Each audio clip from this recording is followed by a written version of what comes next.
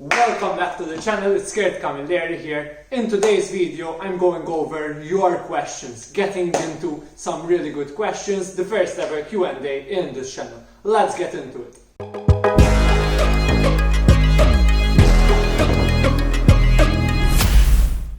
So over here I have your questions and over here I have popcorn, a good snack high in fiber, so let's get into it. So the first question, do you do any harm if you train at 15 years old? At 15 years old, if you train, you won't be doing any harm. I would suggest that for people that are around 14, 13, 12, that age range, they do bodyweight exercises. If you want, I will link to the home workout program somewhere here and you can check it out. It's free and you can do great bodyweight exercises at home with no equipment. So if you're interested, go check that video out. Stuff like push-ups, sit-ups, all that good stuff. For people that are around 15, if you start lifting slowly with proper form, it's no problem. Moving on. What is the best thing to lose weight? Cardio and weights, or cardio only? The same amount of time. For example, 1 hour of cardio or 1 hour of weights. So, in order to lose weight, it is optimal to train both cardiovascularly and also do weights. I would recommend that you start off your workout with around 10 minutes of warm-up, then you move on to the resistance part of your workout. Following that, the resistance part of the workout, you do the cardio, okay? Or you can split it also into other days, the resistance and the cardio, but in order for optimum weight loss and also health, it is good that you find a good balance between lifting weights and also cardio. Sort of the lifting weights part will help you to build muscle and also burn calories in the long run. When you're doing cardio, you're doing good for your own health and you're also burning calories. A good combination of both of them is the perfect thing for optimum weight loss and also health. So the next question we have over here is regarding caloric deficit. How do you calculate how many calories do you need per day? Because I check online and everybody tells me something different. Fair question, I can understand the struggle. What you want to do is that I will link to below a calculator that I use, a calorie deficit calculator that you can use that will give you an estimate of how many calories do you need per day to lose weight, to lose fat. However, these are just tools, it is just an estimate. What I want you to do is to be able to try it out, try the number out, and then say, okay, with this number, I'm not doing any progress. And you stay consistent with it for around 3 weeks, for example. And then you say, is it working? How do you monitor your progress? You monitor your progress by weighing yourself daily in the morning and seeing the general trend. Is it going downwards? Is it going upwards? And then after 3 weeks of tracking your calories and also your body weight, you can adjust. So you can track your calories with something called MyFitnessPal and you can track your weight with your normal scale. And after 3 weeks you can say, okay, I'm losing way too much weight and I'm feeling hungry all the time. So you need to up your calories a bit. If you're not losing any weight, you need to lower a bit your calories, or also you need to track your food more accurately. Personally, at the moment, I'm not tracking my calories using MyFitnessPal. I've tracked my calories for a really long time, and now I can be a bit more flexible with my nutrition. So that's what I'm doing at the moment, focusing on high volume food and low calories, so that I am full and satisfied all the time. So, can I take a packet of crackers with my salad so that I change a bit the taste? Of course you can. Crackers have a bit of carbs, but you can change it a bit. So, there is no big deal. If you want, you can take it. So, this question, I get it a lot. How can I make the most amount of progress in the least amount of time? Sort of, what is the quick fix? What can I do to lose as much weight as possible and in the shortest amount of time? And when I hear these questions, I would say, it's not like that. It shouldn't be like that. Slow and steady always wins this race. If you make a big, massive transformation in 1 month and you manage to lose, I don't know, 10 kilos, for example, the slower you lose the weight, the better it is. The more sustainable it is in the long run. There's no need to lose so much weight in a short amount of time. It's not a quick fix, it's not a short-term fix, but a marathon, a healthy lifestyle.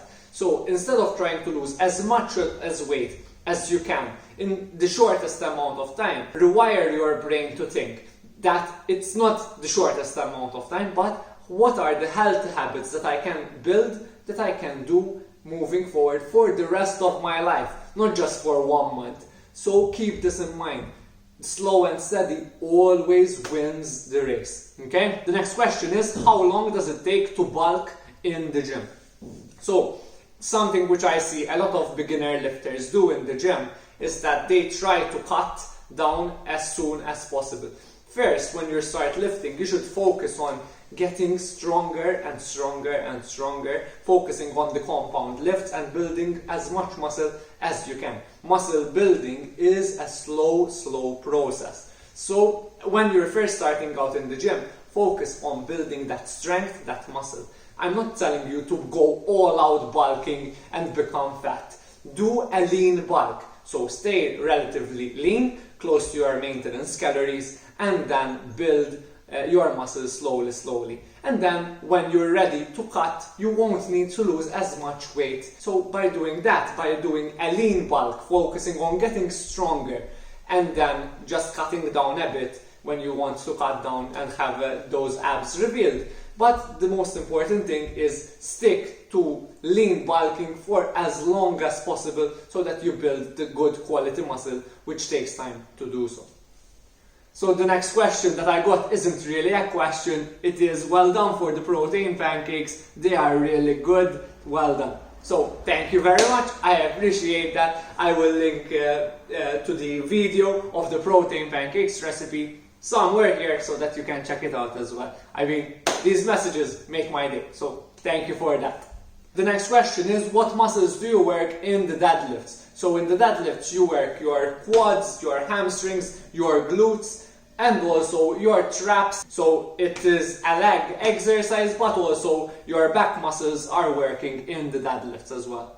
What are your favorite protein snacks to eat during the day? So I really enjoyed the protein bars that I did. Let me show you. So you just put them in the freezer and you have a nice protein bar like this. So I will probably make a video recipe on how to make these amazing protein bars, and now since it's in my hand, I will probably eat it as well. It's so delicious. I'm not going to take a bite because since it's out of the freezer, you need to let it cool down for like around 5 minutes and then you are ready to eat it. But these protein bars are really delicious as a healthy high protein snack. Apart from that, I also sometimes take some Greek yogurt with some frozen berries. You can take a protein shake, which is really convenient. Popcorn, high in protein and high in fiber as well. And also a really convenient snack that I like to take is like a protein shake or something like that, which is really filling. I make it either with cottage cheese or Greek yogurt and put in the protein powder, and it's really amazing. So those are my healthy high protein snacks that I like to take. So the next question that I got is, how long should people rest between workouts? #AMNM. Thank you, Carl. #AMNM. Let's do this.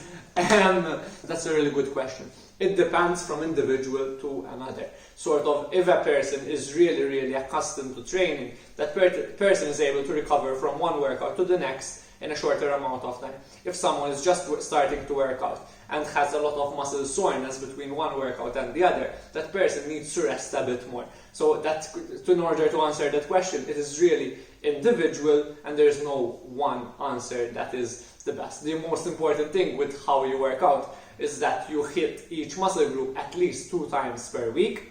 So each muscle group, you train it 2 times per week. You don't train biceps on one day, chest on one day, on the other day you train back, on the other day you train leg. That is not ideal. Something which is more ideal, if you're training 3 times per week, you train 3 times full body. If you're training 4 times per week, you do upper, lower. If you train 5 times per week, you do push, pull legs, upper, lower. So that, and if you do 6 times per week, Push-pull legs, push-pull legs. By doing that, you will be working each muscle groups at least 2 times per week, which is optimum for muscle recovery. For beginner lifters, I would recommend sticking to 3 times full body workout so that you give your time the recovery it needs in order to recover. And if you're training 3 times per week, don't train on Monday, Tuesday, Wednesday. Split them out throughout the week, so do them Monday, Wednesday and Friday, for example. So for how long have I been training in the gym? I started out at 6th form, so that is, those are 2 years, 3 years at university, 6, so around 6 to 7 years of training and of lifting. Sometimes I wasn't as consistent throughout these 6 or 7 years, for sure. There were times where I felt like I wanted to try something new, but I always returned back to the gym. I've really been consistent in the gym for around 3 years. The other 3 years they were like a bit more relaxed, unfortunately. If I had been more consistent throughout those 6 years, I would have made more progress. However, that's what we're going to continue to do. Make more progress and continue to improve and push forward more. Yeah.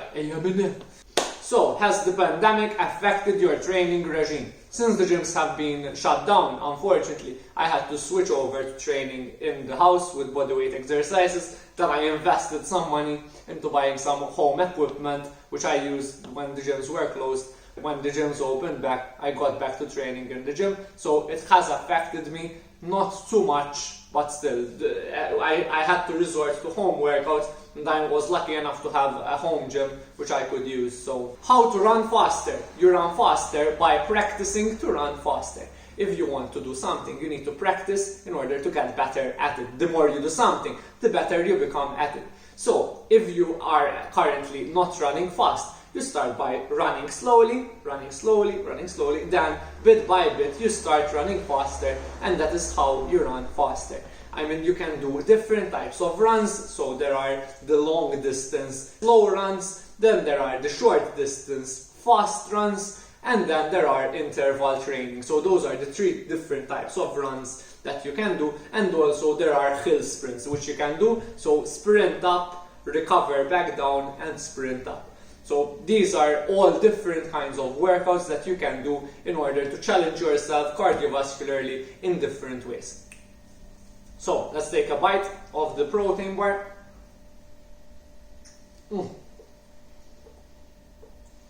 It's really chewy, but it's really good. Really filling as well.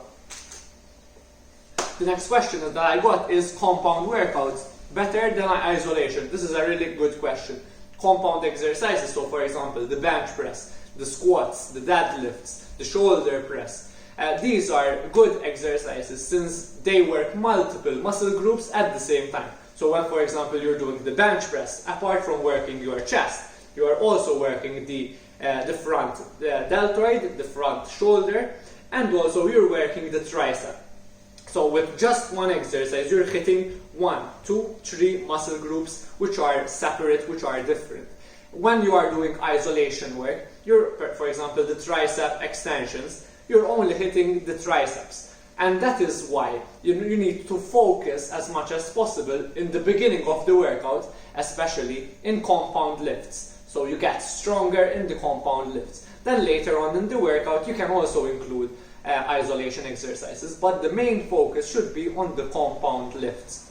So for example, with the back, you do the lat pull down or the rows, so that you will be working the back muscles and also the biceps. So by doing the compound exercises, you will be getting the most out of the time because you will be working multiple muscle groups at the same time. So I really encourage you to include compound exercises and that you focus on them in your workouts as well.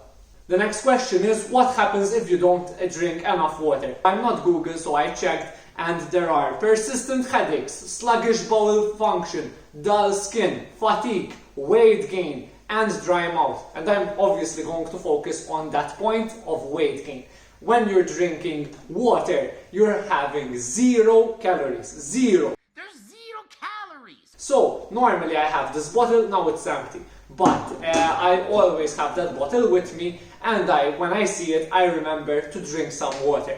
And I encourage you to have a bottle with you so that you remember to drink throughout the day. Since water has 0 calories, you are able to fill your stomach up and you don't feel that hungry. I'm not telling you to drink water all day so that you don't eat nothing. Eat, obviously eat. However, drinking plenty of water throughout the day, enough water throughout the day, like 3 to 4 liters of water, for example, you would be feeling much more hydrated and you feel better. So in order to get this bottle of water, it is from Malta supplement base, so if you want to get this bottle, I will put a link down in the description below, and you get 10% off by using discount code KURT10. Okay, so if you want something from Malta supplement base, maybe a pre-workout, a protein shake or something like that, you can use discount code KURT10 at Malta supplement base. So I really encourage you to drink plenty of water throughout the day. Why did you start training? So this is an interesting question. I started training because growing up, I've always been a person that likes sports. I've been playing football, then I switched over to playing basketball. I've been with the national team of the basketball and we've won the cup. And unfortunately, during that time, I twisted my ankle, and even though I did the recovery stuff, I did the flexibility, the mobility, the balance and stuff like that, I always felt like my ankle wasn't as strong as it used to be, and I always felt like I'm going to injure myself when I was playing basketball. So I had to stop playing basketball, and when I stopped playing basketball, I wasn't just going to sit on the couch and do nothing. I wanted something to do, so that's why I started going to the gym, and I really enjoyed the process of slowly improving and working on yourself to become the better version that you can be. And that's what I want you to do as well. So in this channel and all over on my social accounts, that's what I preach, that I want to become the best version that I can be, and in doing so, I want you to do the same thing, to become the best version that you can be. So the last question, why do abs take so long to come out? Some people are born naturally lean, some people are born with more fat cells, the genetics, the stuff like that, so it varies from one individual to the other. Some people are born with abs and they are really lean, some people are born with more fat, some people are born skinny, so it's all different. It varies from one person to the other. There is no specific way how you can target fat loss in a particular area. There's no magic exercise, there's no magic nutrition that you will melt body fat from a certain area, certain stubborn area that you lose, you cannot seem to lose your weight. What you need to do is to be in a caloric deficit, burn more calories than you are consuming, and by so doing so you would be able to lose fat all over your body, and then eventually you are able to have leaner physique. And the most important thing is that you become better than you were yesterday. So don't compare yourself with person A or person B. Try to be the best version that you can be and beat what you were looking like yesterday. Always focus on improving yourself bit by bit and focus on getting the best that you can be. So I really hope that you enjoyed this little Q&A that we had, one-on-one talking with you, and it was really good to make this video. I've been eating this popcorn, so it's good.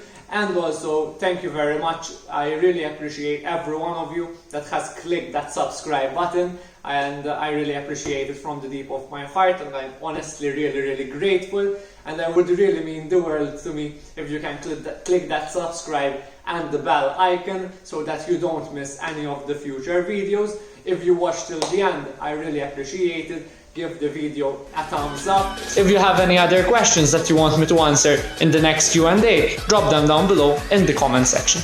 And I will see you in the next one. Peace!